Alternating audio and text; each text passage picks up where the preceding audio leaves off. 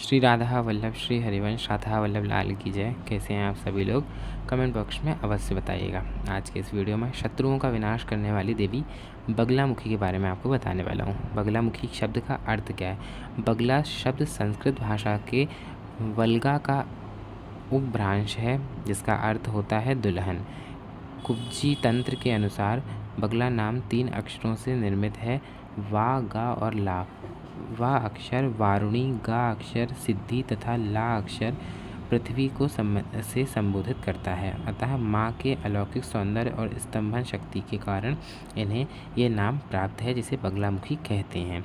देवी का प्राकट्य कैसे हुआ? बगलामुखी देवी का प्राकट्य स्थल गुजरात के सौराष्ट्र क्षेत्र से माना जाता है। कहते हैं कि हल्दी रंग के जल से इनका प्राकट्य हुआ था। हल्दी का रंग पीला होने से इन्हें पीत आम्बरा भी कहते हैं। देवी को पीला रंग बहुत ही प्रिय है। एक अन्य मान्यता के अनुसार देवी का प्रादुर्भाव भगवान विष्णु से संबंधित है। परिणाम स्वरूप देवी सत्वगुण से संपन्न तथा वैष्णव संप्रदाय से संबंध रखती हैं, परंतु कुछ अन्य परिस्थितियों में देवी तामसी गुणों से संबंध भी रखती हैं। देवी का स्वरूप किस प्रकार का है?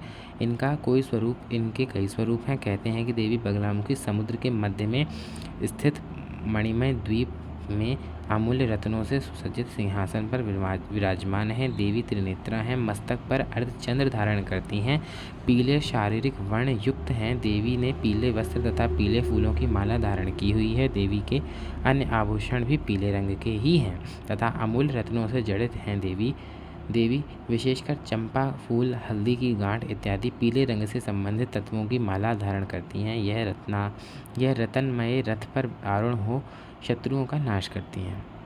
देवी देखने में मनोहार तथा मंद मुस्कुराने वाली हैं। एक युवती के जैसी शारीरिक गठन वाली देवी ने अपने बाएं हाथ से शत्रु या दैत्य के जीह को खींच रखा है तथा दाएं हाथ से गदा उठाए हुए हैं, जिससे शत्रु अत्यंत भयभीत हो रहा है। देवी के इस जीव पकड़ने का तात्पर्य है यह देवी वाक शक्ति और देने और लेने में के लिए पूजी जाती हैं। कई स्थानों से देवी ने मृत शरीर या शव को भी अपना आसन बना रखा है तथा शव पर आरूढ़ हैं तथा दैत्य या शत्रु की जीभ को पकड़ रखा है।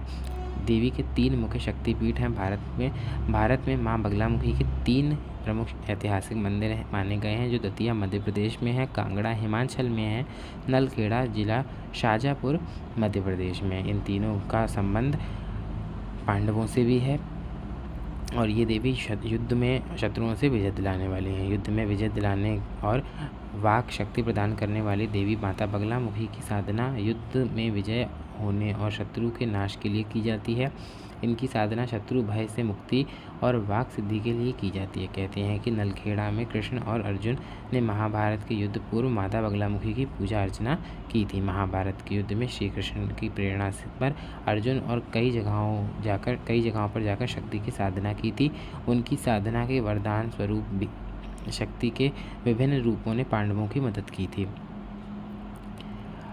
उन्हीं शक्ति में एक माता बगलामुखी की साधना भी की गई थी। कहते हैं कि यह युद्ध में विजय की कामना से अर्जुन श्री कृष्ण ने उज्जैन में हरसिद्धि माता और नलखेड़ा में बगलामुखी माता का पूजन किया था।